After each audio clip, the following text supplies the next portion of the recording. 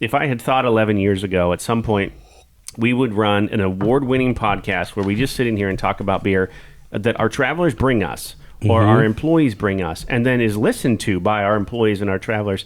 And my son, who is probably one of our biggest fans ever, I would say you're absolutely out of your mind. Yeah. But it fits so well. And when I go to these conferences and I talk to other agency owners and I talk to private equity firms and banks or whatever, and I tell them about it, and they're like, "What are you talking about? Yeah. You do what?"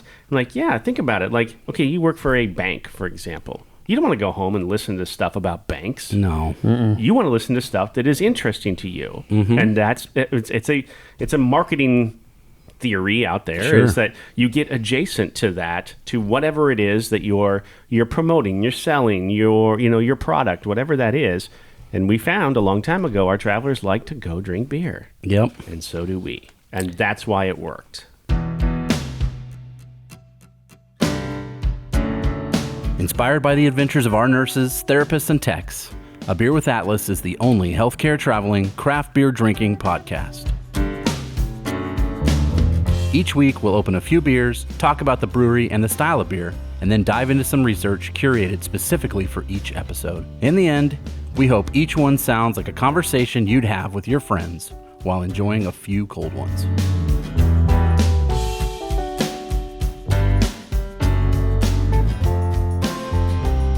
Welcome to another episode of A Beer with Atlas. I'm Rich. I'm Brian. I'm Dolan. And this is episode number 250.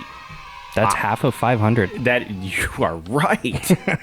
Wow. Damn. That's a quarter of 1,000. Wow. Oh, yeah, I can't go any. I don't know anymore. I wanted to wax nostalgic for a second, but then I thought, well, no, let's just get into this beer because I've had this back in the fridge for a while. And Mike Combs, our business development director, brought this to us. He was part of it was a charity thing he did online, and the guy running the charity found out he was a beer guy and sent him a few just beers as a thank you. Oh. And so... Yeah, because I don't think we were getting this any sort of way. Not at all. Now, the label looks a lot like the cross-strain labels. Kind a of, little bit. Especially like the Tan Limes label, maybe a little. But yeah, otherwise, we're not going to get this beer otherwise. From Edmund's Oast Brewing in Charleston, South Carolina, we have Sour Blueberry Lime. Yes. Now, blueberry and lime? Yeah. Yeah, I'll Yeah? do that All one. the time. Really? Yeah. Tart, a little punch I love there. it. Really? I bet you it's going to be good. Okay, well, we'll find out. Ooh, it's... Looks like the blueberries in there. very blueberry. Looks like it, at least. Blueberry-y. Blueberry-y. That's a word. I wonder if it could get any blueberry or Blueberry or... Yeah. So Edmund's Oast is located at 1505 King Street, Charleston, South Carolina. Open Monday through Thursday, 11 to 10. Friday and Saturday, 11 to 11. And then Sunday, 11 to 10. Pretty good. Not bad. Pretty good That's some hours. good hours there, yeah. Boy, these guys, if there is a brewery I'd like to go to, I like to go to them all. First of all, I'll say that. Well, But sure. Well, yeah. This one I would be especially excited about because just, I don't know, the vibe about it, Yeah. the website, the can design, Seem very modern. the way they describe themselves, like it was just amazing. They're fancy. And they're fun. Yeah. Don't take it too serious, but they're making good things.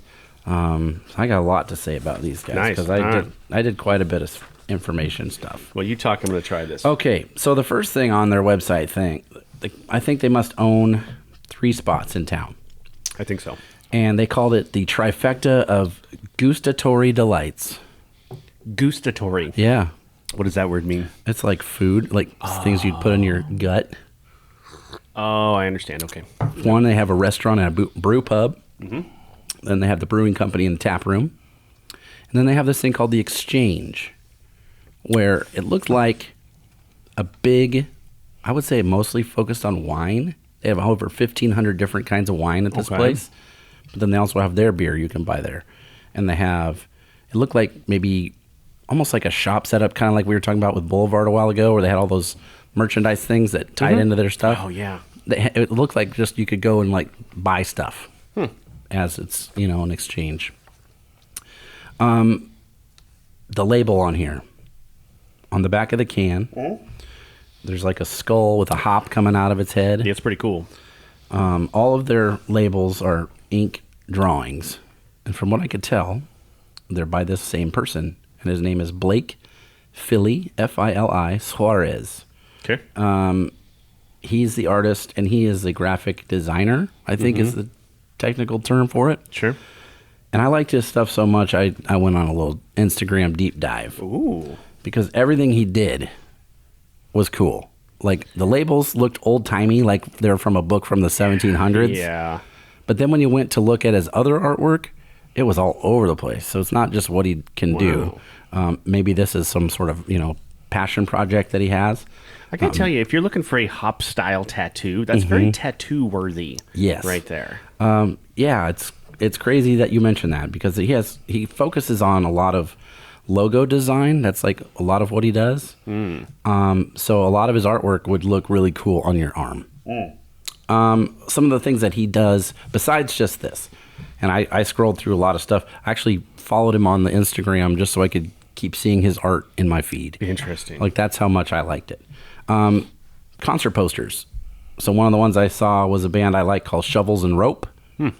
And they are a husband and wife duo that play like the alt country-esque sort of stuff, but that doesn't even quite cover it. But she plays drums, he plays guitar, and they change back and forth sometimes or play piano. So there's only two of them on the stage making a lot of racket, and it sounds great. Is that the one? Poster with them. Is that the one? The Taste the Biscuit people? Is that the one? Taste the Biscuit. You know what I'm talking about? Nope, I sure don't. Yes, but Dolan does. It's not. them. No, I was making a joke. I was making a joke. Oh. Taste the biscuit with the honey sauce. Sauce, yeah. Oh. No, it's bad. It's Okay. really. I'm, I'll put it in right here. there you go. Okay. Marsh Hill. Nope, let's strike that and try that again. Okay. Marsh Hen Mill. It's hard to say for me. Marsh Hen Mill. It's like a legit grain mill. Okay. Like an old-timey mill. So it's like, Okay. hey, we're going to make fancy flaked oats, and you can make oatmeal with this. It's like a hipster mill How do you make it fancy? because they're doing it themselves by hand. Okay, It's not a okay. big factory. It's Okay. like you Not grew mass this. produced, Yeah, yes. you grew this stuff and you want your own. Bring it here. We'll do it for you. Okay. Poster and logo for that really cool. Seaborn Oyster Company. Okay. That was awesome. The Bee Cause Project. Oh. It was obviously had some honeybee things there. It looked like they were trying to save the bees on that side of South Carolina. Someday when I have acres and acres, I want to have a lot of bees. That'd be cool. A lot of bees. And then the last one I wrote down was just logo and design for this company called Dottie's Toffee. Huh. So Little toffee company, yeah. little candy company. Yep, just a mom and pop thing. Nice. And all of his artwork was prominently displayed with on their storefronts, their packaging, whatever they were doing. So I just really liked what I saw, especially on the website. I mean, it was things like, you don't see it on this can so much, but it was like a raccoon holding a knife, wearing a Victorian coat.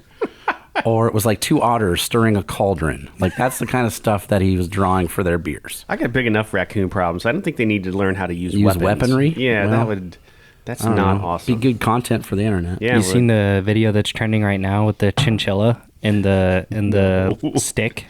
No. It was like so it's captioned like, and people said chinchillas could never be a ninja, and then this chinchilla like grabs this stick and like does like a ninja stance and then like flips it. And it's for real? It's a real thing. For real? Yeah, for real. Sorry about that.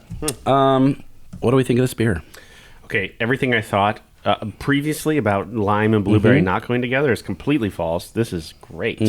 That's a nice mix of flavor. Get that blueberry for me. It's up front on the nose, and then the lime finish at the end. Nice little bitter Yeah. lime. Yeah. Citrusy, and it's not too sour. It's not sweet. It's just perfect. Nice balance.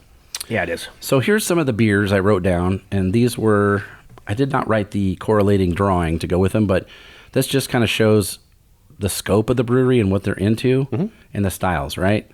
I think after doing this for 250 episodes, Right. we can tell pretty quickly what the place is going to be like just by what they're pouring, right? I think that's absolutely true. So here's the names of the beers and what they are. Always, already, was. I saw that too. I had to read it a couple times. Yep. It's a Belgian IPA. So That's weird. one of the Always already was. Yep. Always already was. Belgian IPA, so it's going to be a little stronger. It's going to be hoppier, a lot of IBUs, maybe a little sweeter. That's the first kind of IPA style I got into drinking because that's what Nebraska Brewing Company made. Yep. So I like that one. Famous Last Words. This is an old ale. You don't see those hardly ever. No. The Four Elements. This was their wheat beer. Zombie Blonde Barley Wine. Okay. So I don't think it's aged. Like it's not barrel aged from what I could tell. It's just kind of, they make it and they put it out. There you go. Which is hence the blonde part, I think. Huh. Hawaiian Honey Helles Bock. Okay, I'm 100% in on that. Yeah, that sounds good. Without a doubt. Pub Lurker is their imperial stout. I know a couple of guys like that. They're pub lurkers. Yeah. It's a fun word to say. Lurker too. is I kind of know creepy. a couple pub liquors too. Ooh. Yeah. Yeah. Three raccoons in a trench coat. Saison. And it is what you think. I almost spit my beer. It was almost a spit take. I like that. Creek Crusher. Oh. But guess what? It's a session IPA, but it has cherry. But it's cherry. Yeah. Oh. Never had that before. No. They have an ESB, so I've never been a fan. You know, that doesn't mean I wouldn't try it. But I'd drink it too. Yeah. It's one of those beers that I saw, 15, 20 years ago. You don't Yeah. see hardly any of them anymore. It's one of those it's an end of the night beer. Like I just want something, but it's generally lower ABV, Yeah. right? And Yeah. so And it's bitter. So it's kind of, if you're into old school IPAs, you might like it. it's a nice little just at the end sipper working on it kind of beer. German style alt beer. Yeah. Then they had apple cider donuts blonde ale Yes. and hatchback, which is a blonde with hatch chilies. Well, there you go. That's for Dolan.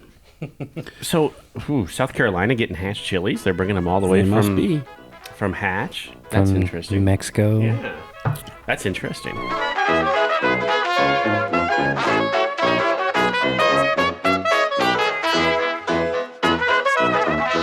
All right. Now, this is going to be tough for me for a couple reasons. One is there's a lot of words. And two, my son had a soccer game this weekend, and I've also got allergies. And I lost my voice.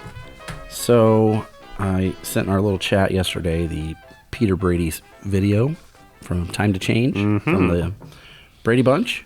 So if you hear any squeaking and squawking, I am not 14. I am 44. But my voice is a little scratchy. So I wrote it right off their website because this is them. We consider it our calling and our privilege to explore this space to our fullest capacity, all while turning our internal engines of quality and consistency. Not turning. The simple alchemy of water, malt, hops, and yeast provide all the tools we need to continue to churn out fermented beverages that hopefully evoke familiarity and mystery, comfort and excitement, but most of all, delight. I love they called it alchemy. I think that's fun. Yeah, science, man. Repurpose a word like that. And yes. And it still makes sense there. So they are in what they would call the Charleston Brewery District. And I kind of tried to look this up. I've never been there, so it's hard for me to visualize it off a map. But they said it's the neck of the Charleston Peninsula. The neck of okay. All right. And some of the other places that are around there include this one, Palmetto Brewing Company, which is, I don't know if Palmetto Rose maybe is a state flower. Palmetto, something like that, I believe. Don't know. South Carolina. Okay. It's in a Jason Isbell song. Revelry is another place. Heard of them. Tradesman. Here's one I like. Fatties. That's a brewery? Uh-huh. Munkle. Munkle. Munkle. Lo-Fi. Cooper River. Brew Lab. And Baker and Brewer. Huh. So those are all within at least an Uber distance, maybe even a walking distance in this little area. That sounds like a meet and greet waiting to happen right there, Dolan. Yeah, let's do it. Charleston, that'd be Right? fun. Absolutely. That's definitely a location you want to go to if you could get there, I would think, on a travel assignment. I think so. And then the last part. Do you know where the name comes from? I wrote that down. Good. Hit me with it. All right. We'll see if it jives with what I found. Because I had to find it not on their website. Yeah, I had to look someplace else too. Maybe we found it in the same place. Named after Edmund Egan. Okay. Okay, the English-born brewer who came to Charleston in the 1760s, inspired by the vintage newspaper rags and illustrated fables. This brand is black and white, full of texture and rich with the sensibilities of the 1700s and today. That came right off their website. Oh. So you know what an Oast is then? Did you I look only that because up? I had to look it up. Look that up. An Oast is a kiln for drying hops. There you go. Yeah. It's two things put together. Sounds weird. Yep. Old brewer and the thing that Yeah. the dry hops or whatever. So if you really know beer products and like how to make it, you probably have known that. You totally know that. We didn't. We didn't know that. We like to drink it. We definitely do. See, and that's why we shouldn't like own a brewery or a bar or something like that. I could never do No, that. no. All the profits would be gone. Gone. Yep. Research and development, count me in. Yeah, absolutely. I can do that. Yeah. I found that some of that same information on their the construction site that built their building. Yes. That's where I had to find it. Yep. And it looked really cool in there. It was very modern looking, and I'd like to go at least to the tap room. Yeah. I liked how it mentioned the newspaper thing because I didn't know that, but just seeing the illustrations and the It artwork, looked like it. it looked exactly like what you see in like a Charles Dickens, story or something. Right. It was cool.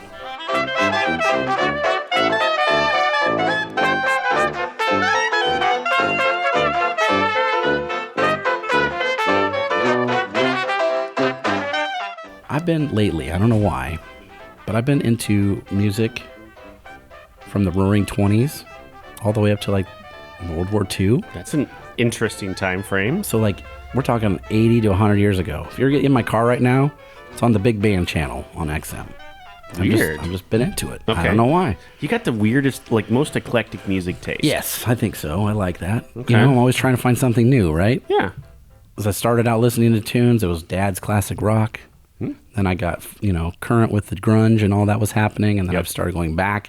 And now I have to go even further back Okay. to find stuff I don't know about. Because you probably listened to everything Yes. already. And so now, you have to dig back. Yeah. And, some of those melodies and those songs are standards, they call them now, and for a reason. And I like to see where they come from. Yeah. Because of that, this was come to my mind. The Charleston, as in the dance. Something I'd heard about. I'd never seen it. I didn't know what it meant. I just know they talk about it in movies and like The Great Gatsby and stuff like that. Sure. Right? So I did some research on the Charleston dance. On the dance. Comes out of the Roaring 20s from New York City. Okay. There's a whole lot of stuff happening, right? It's right in the middle of Prohibition. Yeah. You're not supposed to drink. Yeah. Why would you party? Because everybody was doing it, Sure. right? Their moonshine and their homebrew. Bathtub gin. That's right. Yep. We don't care. Just drink it. Doesn't matter. So it's a dance, the Charleston, and it comes from a Broadway show that came out in October of 1923. And it was called Runnin' Wild. It was important for two reasons, especially in like New York Broadway history. Sure. One of the reasons was it ran for 8 months, which at that time was pretty good. Yeah. And number two, it was, I think, written, the songs were done, and the cast were all African Americans.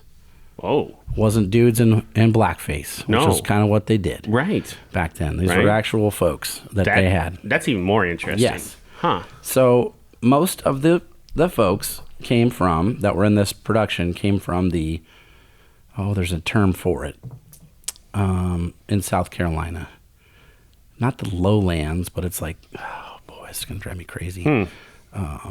Like for an Low area? country, maybe. Okay. All right. Low country, South Carolina. Okay. So it's kind of like you're getting into that seafood zone. You're getting into the shrimp and the grits and the crawdads and that sort of thing. Yeah. You're getting closer to the Gulf Coast. Okay. So it's kind of, that's, I think, what it's from. More south then. Yes. James P. Johnson was the person that wrote the music for this show. And Cecil Mack did the lyrics. And James P. Johnson was out walking around, as he would do in New York, in Harlem, Okay. just minding his business, probably, taking notes here and there when he's a songwriter. I've done this before. take things you see, you stick them in your brain. You're like, I want to remember that for later. Put it down on, or scratch it out real quick on your notes. Inspiration. You know, I think comedians do that too. Yeah. You're living life and there's something cool and you want to note it, and that's what he was doing that day. So he goes down, he's walking down by the docks, and there was a bunch of longshoremen working there, and they were talking and kind of, I don't know, just doing their thing. Yeah. Singing back and forth to each other. It was very syncopated. So it was like that, right? Because they were performing the same task. Yes. Okay. And they're talking back and forth and singing back and forth. Okay. So it's very like staccato-y and measured, and he liked that. And so he borrowed that sort of rhythm pattern, and starts playing it as a song, and becomes the centerpiece for this show on Broadway. Okay. And in the show, the feature, the dance. And The Charleston. Yes, and it was So did he create the dance then? He didn't create the dance. He just he's borrowed. Basically discovered it, right? And put it out for the world to see. Okay. So it'd be like if Dolan was out and he had the video of the first person doing the gritty. Oh. He didn't create it. No. But he found out about it. He made it very popular. But he commercialized and it. And he made a couple of shekels on it. Aha. So that's kind of what Right. this guy was doing. Yep. The dance is known for footwork and clapping. You'll notice in a movie, you'll know it's the Charleston when you see this sort of action going over the knees. So I'm crossing my hands. Oh, yeah. So you start on your opposite Yeah. knee, and then you go together and you move your hands back and forth. So it's almost like a scissor. Yeah. That's one of the main moves of the Charleston. So kids were doing this, street kids, corner kids, whatever you want to call them, for a couple pennies here and there, just to try to make money, back in the 20s, Great Depression. Oh, sure. And it became popular with the masses, the poor folks, before it got to the stage of Broadway. And then, a lot of good art, white people said, hey, guess what? That's ours now. Yeah. And we're going to do it, but we're going to be all dressed up fancy and at expensive parties, and we're going to do the Charleston. Old white guys ruin everything. Yeah, I think so. Especially culturally. They just get a hold of it, and they're like, nah. Yep. One of the people that made it famous worldwide, we're talking everybody. In the 1920s, if you said the Charleston, everybody knew it. Okay. You had to. You just had to do it. Like breakdancing in the 80s. Sure, like the moonwalk, right? Yeah. You couldn't do it, but you knew what it was. Knew what it and was. You definitely tried it. Oh, for sure. So it's like that scale, Okay. large scale all around the world. There was this band, as they used to do, called the Jenkins Orphanage Band. And it was kids in Charleston in an orphanage, and they had a huge marching band. And they would come and play different events and fundraisers, and it was also a way for people to see the kids. So you could be like, oh, there's the tuba player, John, maybe we should adopt him. Yeah. One of those sorts of things, like getting out there in front of the folks. And this was one of the ways they did that. Okay. So they had this lady, I can't remember what her name was. If I wrote it down, I don't see it. She was dancing in front of the Jenkins Orphanage Band. She was from New York. She was in the a dancer from the show. Okay. And they sent her down to Charleston to kind of do a piece about her in the newspaper about this, hot new dance, sweeping the nation. Sure. So if you Google the Charleston dance, one of the pictures that will pull up is of this white lady dancing it in front of a band of black kids. Of kids. Playing instruments, like brass instruments. And that's from Charleston itself. So it was popular for those reasons. The culture liked it, and it was easy to do. Here's where it was different from what the white folks were dancing. You had to bend your knees for this one. Okay. That sounds crazy, right? That's a thing. Sure. But if you think about formal dancing and culture, it's very waltzy and upright, and you know what I mean? Yeah. So just to bend your knees a little bit was like, oh my gosh, Can't believe they're doing this. Do you show a little ankle at the same time? You definitely do. Ooh, scandalous. Showing skin. That's in my notes. Yeah. And you move fast. The faster you did the Charleston, the better. Oh. And this became popular with a group of gals you've heard of, probably called the Flappers. Yes. In the 20s, which is, when you think of 1920s girls, you think of these women with like beaded thing coming down her face, and There was some feathers in it a little bit. fancy maybe. dress, Yep. and lots of diamonds, Art Yep. Deco-y clothes and stuff like that. Yeah. So it kind of just takes off from there, and then it runs its course after about 5 or 6 years. But it is, permanently tied to the 20s, the Roaring 20s, New York. Everybody kind of feels like that's where it came from, but really it came from Charleston, South Carolina, which is why it still has the name. So at least it has that. They didn't change that part of the thing. We didn't completely ruin it. Yeah, it's not called the Bronx, Yeah. But it was being danced in Harlem. That's where all this stuff kind of Okay, took place all right. during the Harlem Renaissance. Have you heard of that? Yeah. Oh, yeah. So it was just another piece of that puzzle in the time frame, and that's where it comes from. Interesting. So that's what I have for us. Never knew. Did you know that, Dolan? I didn't know, but it just keeps reminding me of today's the flossing, or I mean, I guess If you the gritty, did that would fit in with the Charleston, because you're moving your hands back and forth and you're doing it quick. Yeah. or the Harlem Shake, the real Harlem Shake, not Yeah. the social media trend Harlem Shake. But it's the same thing. It's like the faster you could do it, the better you are at it. Yeah. Yeah. And usually, white dancing back then, and even now. I mean, like, the twist was a big dance in the 50s for Yep. white folks, white Yeah. kids to do. And that was just this, It was really nothing. Move your Yeah. feet a little bit. and right? your hips.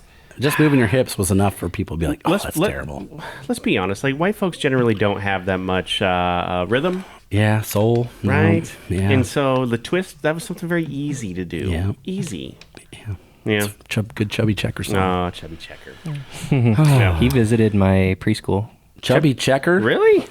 No, I think it was like an Chubby checker impersonator? impersonator. Wow. Yeah, yeah. Would you make a lot of money as a chubby I checker would think impersonator? not. No. When did Chubby Checker pass?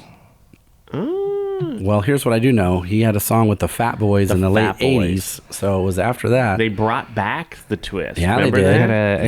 that? Yeah, because our preschool we had. I got to look this up. Late 80s? Early 80s? Was his name Skinny Circles? That'd have been a terrible name. That's a horrible name. Yeah. What? Oh, He's wait. still alive. He's Is he still alive. Oh, okay. Maybe it was Chubby Checker. I've got pictures with. I think he came to my preschool because I've got pictures and That'd be pretty cool if that actually Yeah. happened. we learned. Oh, I could pull up the picture. It would take me a minute, but I'll pull up the pictures. But we Yes. learned how to do the twist and with Chubby Checker. yeah, pretty sure. Now that is a bold claim. Yeah. I'm gonna All pull right, this you up. work on that. If 'cause it wasn't Chubby Checker himself, Yeah. then it was an impersonator. Might have been the Fat Boys then. Maybe. I wish. That would be They wouldn't sweet. probably be allowed. Are they alive? Maybe try to- two of them are. Maybe. Yeah. Less I'll try fat to ones. find this.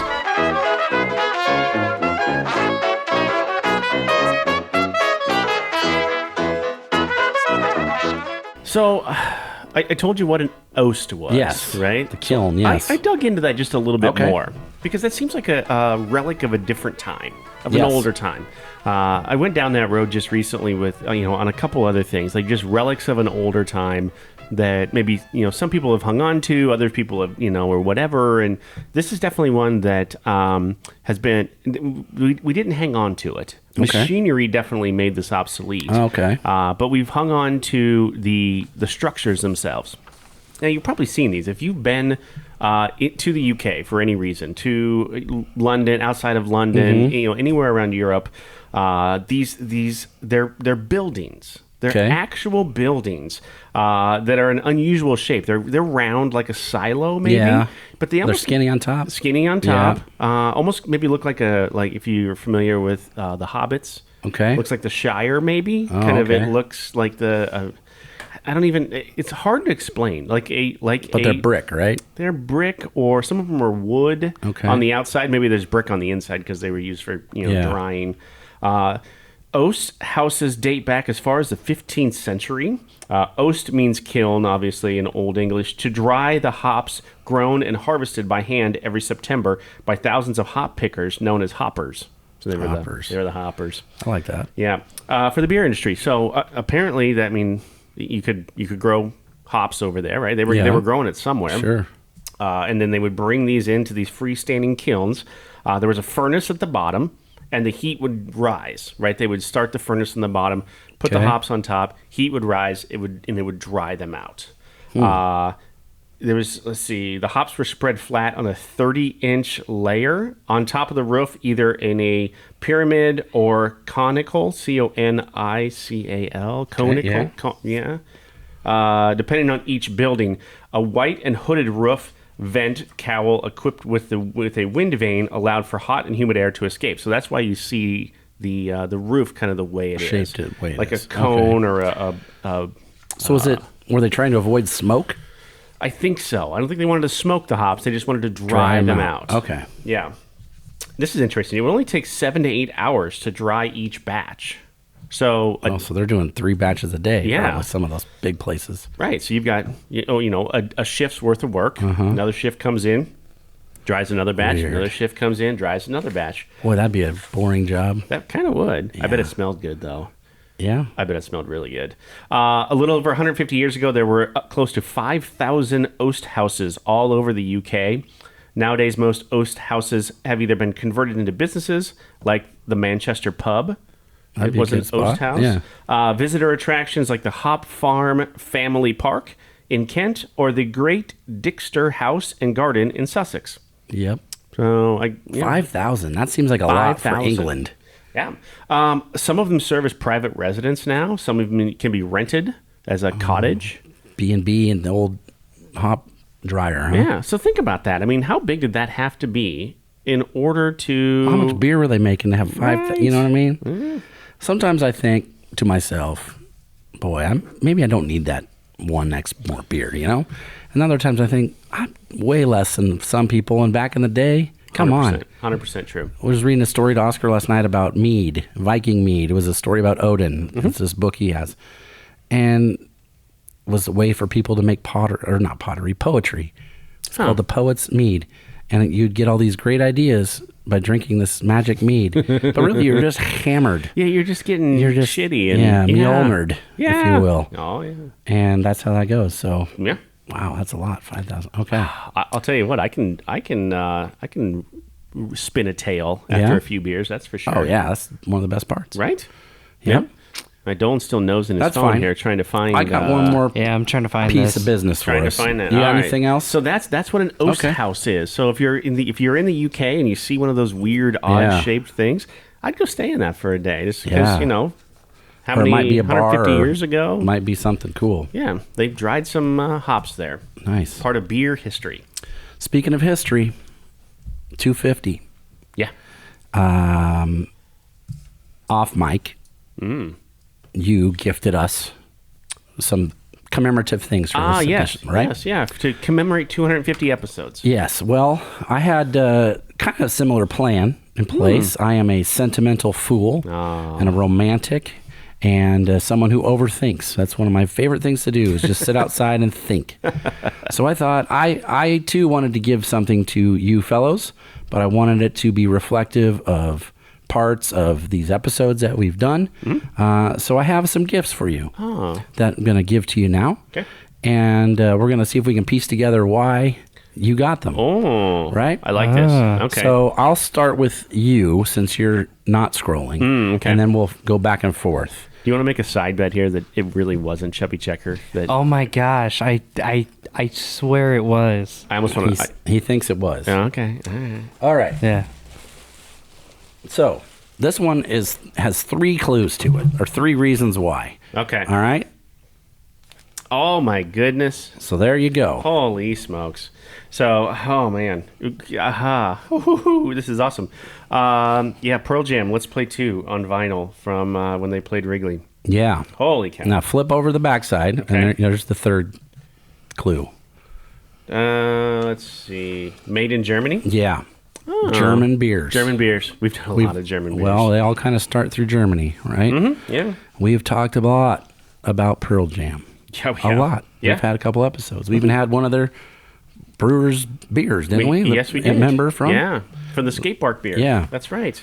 And obviously the Cubs with baseball, with our baseball episodes every year that we talk endlessly, and Dolan falls asleep and we have to nudge him at the end. Right. That's fine. Yeah. So that was one of the things I got for you. This is beautiful. Thank you so much. This is fantastic. You're welcome. Recorded live from Wrigley Field in Chicago, August 20th and 22nd, 2016. Same year they won the World Series. There you go. Yeah, there we go. All right, now I got one for Dolan. Oh boy. Now it's not going to be probably as meaningful, and if he doesn't like it, I will definitely take Almost it. brought a tear to my eye. But here. he's good. This is for Dolan. Don't use that around his dad. That's right. So I had to do a little research on that one, and I found that Igloo makes all sorts of coolers, right? Well, yeah. And right there, right by your finger on the top handle, There the you little go. button. So it's a Grateful Dead branded Yes. Igloo cooler. Now they had With Konas. with Konas, Konas loaded in with it. Konas. So they had 3 or 4 different Grateful Dead ones, but this was the one that had the "Steal Your Face" Yes. logo. That's so cool. Gosh. So that one was harder to find, but I had to get the beers to put inside there because I think isn't that what you were into when we first started doing this? So yeah, so it was the so Kona Longboard and Kona Big Wave were the 2 first beers, and then Kona Longboard was like the one that I fell in love with. It's like, man, it's the best craft beer ever. So I think one of the episodes I brought it in because Yeah. it was like the first one. Right. And then, the Grateful Dead, or the Grateful Red episode. Grateful Red. We got an award for that one. Yeah. We won a Telly Award for that Telly- episode. Yeah, it was a Specifically, silver. Dolan did Yeah. for Yep. editing that episode. And and my dad's not a huge fan of Grateful Dead, so that's funny. That's awesome. I thought, maybe you take it to band practice or whatever you want to do. Oh, yeah. But it was a good way to keep stuff cold. Here's what I think is fun about that episode. The episode was so good. They edited it. We got a copyright infringement on that for one song. Remember Yeah. at the very beginning? Yep. And so YouTube edited out any of the audio for a good 10 seconds. Yeah. So we're missing 10 seconds of audio from that. We didn't know it when we submitted that episode. Yeah. And we still won. We placed second for the year in branded content podcast form. Pretty for good. that. Yeah, it was just the YouTube version. I think everything else has it up there, the full episode.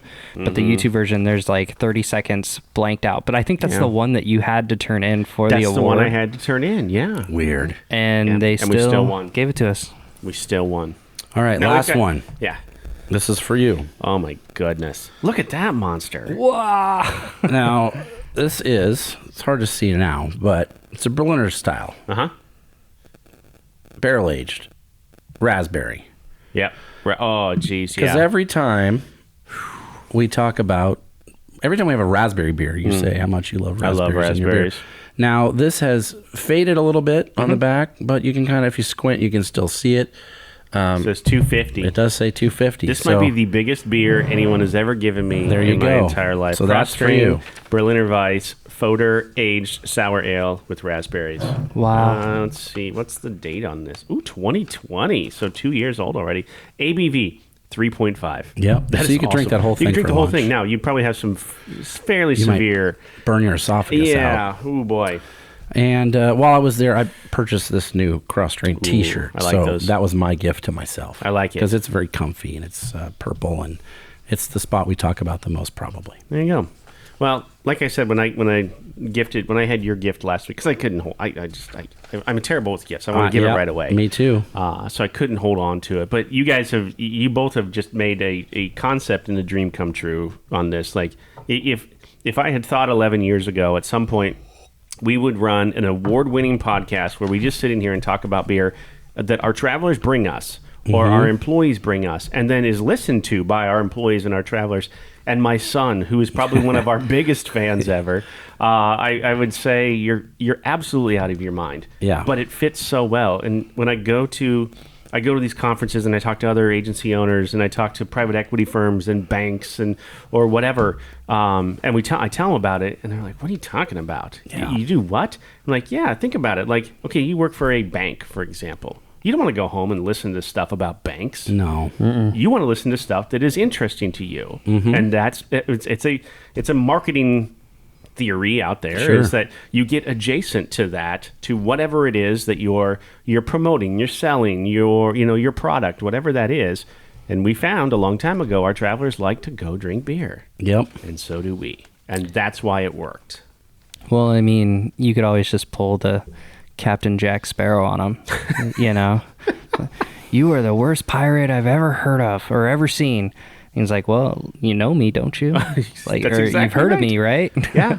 Well, I don't know the exact line, but you know what I'm talking I about. know exactly. Well, that's it. Yeah. I get recognized at these things for two different reasons. It's you're the beer podcast guy, or you're the guy that talks to your recruiters on Fridays, Oh, nice. right? So, I mean, both of those things that's brand. That is on brand. Yep. 100%. And you two made all of this possible. I mean, with Brian, with your stories and the research that you do and the thought you put into each episode, I'm embarrassed about the lack of effort I put into it sometimes. And then you come in and blow us out of the water. And then how good Dolan makes us sound, and incorporating music, and it's just it really has. It's been a dream come true. I thank both of you guys very much. Thank you. Hey, likewise. You provided the platform, so Who would have thought, right? who would have Who thought? would have thought?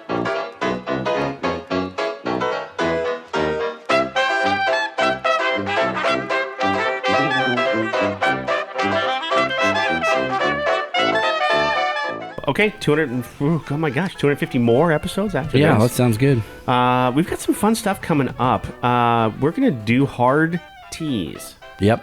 Now, if you've ever had it, good craft drinkers may turn their nose up Oh, at yes. some of these, right? Yeah. Maybe they should. Well, maybe. We'll find out. We'll find out. I've been known to have some hard teas. Okay. I like the Arnold Palmer. If I'm not drinking, Yeah. or whatever, then the Arnold Palmer's nice. Man, you make it a hard Arnold Palmer, Okay. right? That's pretty darn good. So we've got a couple of those episodes coming up. Do we have a stout coming up too? I mean, it's the middle of June. We have a porter coming up late July or mid July, and then we're gonna be drinking beer next week from one of our recruiters, Josh Rivera. Oh, He kind of trekked across the U.S. and picked us up something nice. from Nebraska, so From Nebraska. That we haven't had. We've not had it. that we have not had. Interesting. Yeah. Okay. Leave it to a guy that doesn't live in the state to bring us beers from our state That we haven't we've had. never had. That we've never had. Sounds about right. That's super Yep. interesting. So his wife Leah travels with us. And, Nice. They decided, oh, you know what? We're gonna pick something up, and we're gonna bring it in, and we're gonna see how you guys like it. Nice. All right. Nice. Well, special thanks to all of you for listening. All these, if you're new to us, welcome. If you're not and you've been here for a while, like my son, then who's not even close to being old enough to Nope. drink beer, but man, he loves Brian's stories though. He good. loves Brian's stories, and he loves Dolan's taste in music, Yep. and that's enough to keep him coming back Hey every Maddox, week. you should check out Knuckle Puck. Oh, there There you you go. go. A hot one right there for Here you. we go. Yeah. So we end up every episode the same way, honoring Brian's dad. We're not going anywhere for a while.